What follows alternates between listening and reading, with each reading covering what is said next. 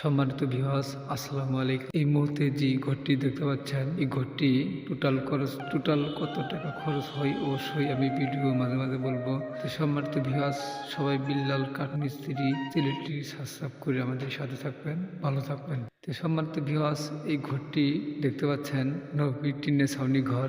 এই ঘরটি দেখতে পাচ্ছেন সম্মানিত ভিউয়ার্স, 8 টিনের ঘর, মানে 12 হাত ঘর।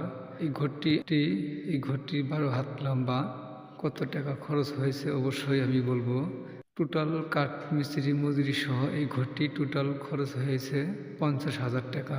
আর এই কাজটি করেছিলাম সাবাচর বাজারে পাশাপাশি। সম্মানিত ভিউয়ার্স, ভিডিও তুলে বুঝতে পারবেন। সবাইকে অসংখ্য ধন্যবাদ, ভালো থাকবেন।